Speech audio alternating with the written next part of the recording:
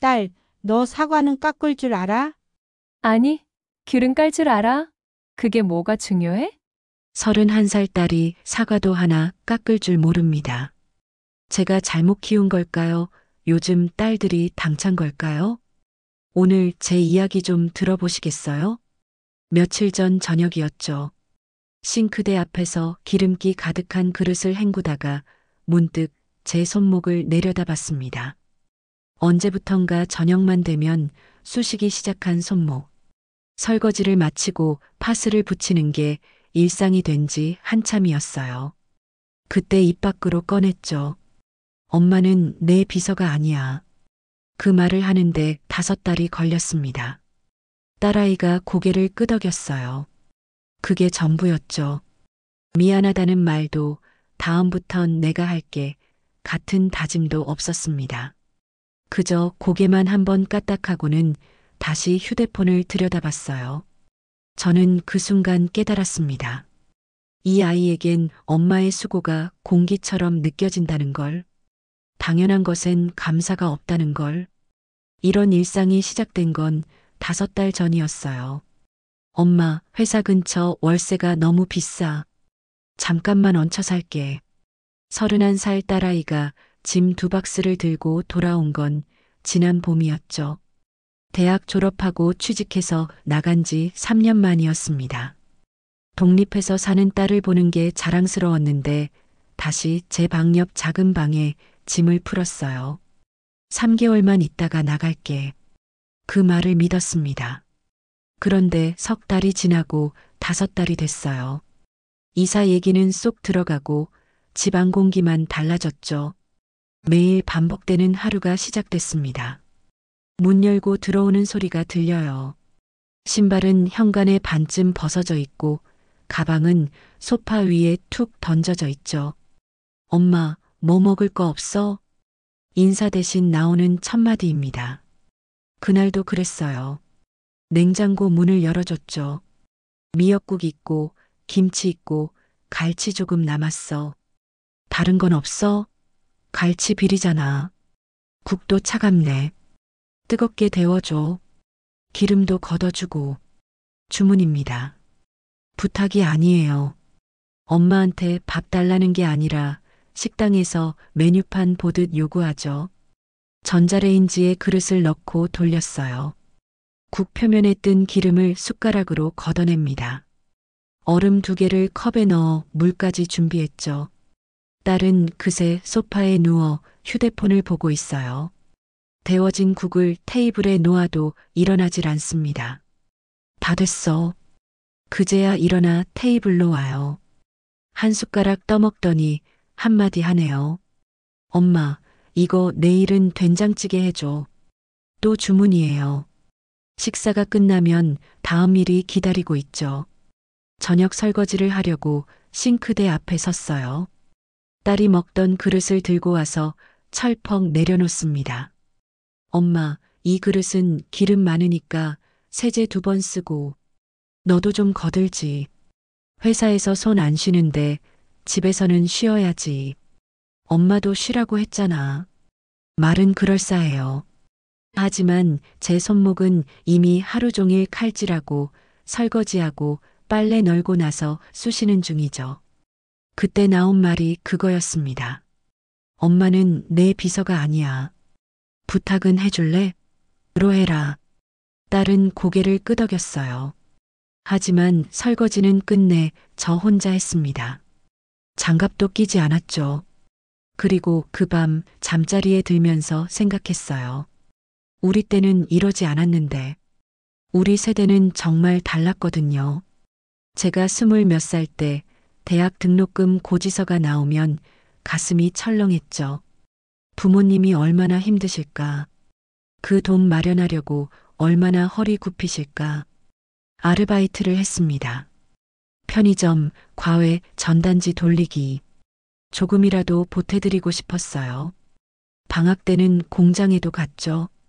부모님 짐을 덜어드려야 한다고 생각했으니까요. 집에 가면 부엌부터 들어갔어요. 어머니 혼자 음식하시면 안 된다고 생각했죠. 설거지도 당연히 제 몫이었습니다. 밥 먹고 가만히 앉아 있으면 엄마가 힘들까봐 제가 하기도 했습니다. 그렇게 20년을 살았어요. 남편 뒷바라지, 아이들 키우고, 부모님 모시고, 제 것은 늘 맨 나중이었죠. 그래서 딸만큼은 달랐으면 했습니다. 공부만 열심히 하라고 했어요. 설거지는 나중에 배워도 된다고 했죠. 등록금 걱정하지 말고 학점 관리나 하라고 했습니다. 좋은 직장 들어가는 게 먼저라고 생각했거든요. 그런데 지금 돌아보니 제가 뭘 놓쳤나 싶어요. 딸이 얼마나 스스로 하는 게 없는지는 일상 곳곳에서 드러났어요. 어느 날 택배가 한꺼번에 3박스 왔습니다. 옷, 화장품, 그리고 미니 블렌더까지. 거실 바닥에 박스가 쌓였죠. 엄마, 박스 버려줘. 오늘 재활용 수거일이야. 내가 주문한 건데. 회의 들어가야 돼. 이어폰 어디 있지? 아, 물 하나만 갖다 줘. 저는 테이프를 뜯기 시작했어요. 스티로폼을 분리하고 비닐을 걷어내고 종이 박스를 접었죠. 거실은 금세 재활용 쓰레기 산이 됐습니다. 1시간쯤 지나 화상회의가 끝났는지 딸이 방에서 나왔어요. 엄마, 블렌더 씻어줘. 내일 아침에 스무디 만들 거야. 내가 쓸 건데 내가 씻어라. 나중에. 오늘은 머리가 너무 복잡해. 나중은 오지 않았어요. 블렌더는 결국 제가 씻었죠. 내일 아침 딸이 부엌에 서서 엄마 블렌더 어디 있어? 하고 물을 게 빤하니까요. 이런 건 그나마 나은 편이었습니다. 정말 난처했던 건 따로 있었어요. 어느 날 저녁 초인종이 울렸죠. 딸이 후다닥 문 쪽으로 뛰어갔습니다. 엄마, 지연이 잠깐 올 거야. 회사 일 같이 봐야 돼. 미리 말을 해야지. 지금 말했잖아. 친구가 들어왔어요. 인사는 짧았습니다. 둘이 거실 테이블을 차지하고 노트북을 펼쳤죠. 이어폰을 끼고 숫자 얘기를 쏟아냈어요. 저는 발소리를 줄이고 제 방으로 들어갔습니다. 내 집 거실인데 제가 조심스럽게 걸었죠. TV도 못 봤어요. 물 마시러 나가는 것도 눈치가 보였습니다. 2시간쯤 지나 문 닫히는 소리가 들렸어요. 거실로 나가봤죠. 테이블 위에 컵 2개, 과자 부스러기, 포스트잇 몇 장이 흩어져 있었습니다. 치우는 건 당연히 제 몫이었어요. 그리고 그렇게 1달 정도 지나니 돈 얘기도 나오기 시작했죠. 엄마, 이번 달 교통비가 좀 빡세네. 다음 달에 갚을게. 얼마나 쓴 건데? 딸이 금액을 말했습니다. 생각보다 컸어요. 저는 제 통장을 떠올렸죠. 그리 넉넉하지 않았습니다. 부담이면 말해. 부담이지. 그럼 생활비는 내가 장 본 걸로 퉁치자. 장을 본 건 대부분 제 카드였어요. 냉장고를 채운 것도 저였죠. 딸 이름으로 온 택배 배송비도 제가 냈습니다. 그 말을 삼켰어요. 냉장고 문을 닫았죠. 오늘 영수증은 딸 폰으로 가 있고 냉장고 속은 제가 채웠습니다. 이런 일들이 쌓이다 보니 답답한 마음에 친구한테 전화를 걸었어요. 친구 경숙이가 전화를 받았죠. 요즘 딸이랑 잘 지내? 그냥 그래. 무슨 일 있어? 한참을 말하지 못했어요. 뭐라 설명해야 할지 몰랐죠. 싫은 건 아닙니다. 같이 사는 게 나쁜 것도 아니에요. 그런데 뭔가 자꾸 걸렸습니다. 있잖아. 우리 때는 안 그랬잖아. 경숙이가 한숨을 쉬었어요. 우리 딸도 그래. 빨래 개는 건 당연히 엄마 몫이래. 자기는 회사 일로 바빠서 그런 건 신경 못 쓴대. 그치? 우리가 잘못 키운 건가? 글쎄, 우린 그렇게 안 컸는데 말이야. 그 통화를 끝내고 나니 마음이 더 복잡해졌어요. 그날 밤 잠이 안 왔습니다. 가만히 누워서 생각했죠. 제가 딸한테 원하는 게 뭔지. 감사하란 건 아니에요. 효도하란 것도 아니죠. 그저 조금만 주변을 봤으면 좋겠어요. 엄마도 사람이고 손목도 아프고 피곤하다는 걸 알아줬으면 좋겠습니다. 해줄래? 그 한마디면 돼요. 명령이 아니라 부탁으로 말해줬으면 좋겠죠. 우리 세대는 그렇게 배웠어요. 부모님한테도 우서른한테는 함부로 하지 말라고, 받은 게 있으면 갚으라고, 공짜는 없다고. 그런데 요즘 아이들은 다릅니다. 받는 게 당연해요. 부모가 해주는 게 의무죠. 어디서부터 잘못된 걸까요? 그렇게 잠 못 이루던 밤이 지나고 다음 날 아침이 왔어요. 딸이 부엌으로 왔죠. 블렌더를 찾았습니다. 엄마, 블렌더 어디 있어? 설거지통에 있어. 어제 안 씻었잖아. 딸이 설거지통을 뒤적였어요. 블렌더를 꺼내 물로 대충 헹궜죠. 세제는 쓰지 않았습니다. 엄마, 과일 좀 깎아줘. 내가 먹을 건데 내가 해. 출근 시간 얼마 안 남았어. 저는 칼을 집으려다 문득 멈칫했어요. 그리고 물었죠.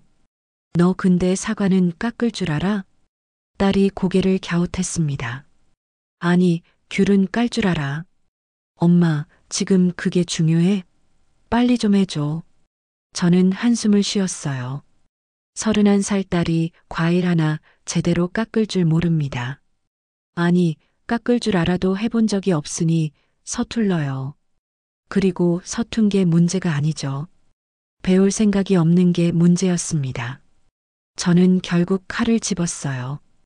바나나를 깎고 사과를 썰었죠. 딸은 그새 화장하러 방으로 들어갔습니다. 블렌더가 돌아갔어요. 위잉 소리가 아침을 깨웠습니다. 딸이 나와서 컵에 따라 마셨죠. 엄마, 이거 맛있다. 내일도 해줘. 그리고는 가방 들고 나갔어요. 설거지는 남았죠. 블렌더통, 과일 깎은 칼, 도마. 저는 수세미를 들었습니다. 그날 저녁 딸은 회식이라며 나갔어요. 엄마, 오늘 회식이야. 저녁 안 먹어. 그러더니 옷 갈아입고 나갔죠. 저는 혼자 밥을 먹었습니다. 조용한 식탁이 오히려 편했어요. 눈치 볼 일도 없고 그릇 더 안 닦아도 되고 설거지도 제 것만 하면 됐죠. 그런데 혼자 밥을 먹다 보니 이런 생각이 들었어요. 이 아이가 결혼해서 살림을 차리면 어떻게 될까? 손 하나 까딱 안 하는 이 아이가, 설거지도 빨래도 청소도 안 하는 이 아이가, 과일 하나 제대로 깎지 못하는 이 아이가, 만약 배우자도 이렇게 자랐다면, 둘이 만나면 집안은 어떻게 될까요? 답은 뻔했어요. 엄마인 제가 달려갈 겁니다. 딸이 엄마 도와줘 하면 저는 또 가서 설거지하고 빨래하고 아이까지 봐줄 거예요.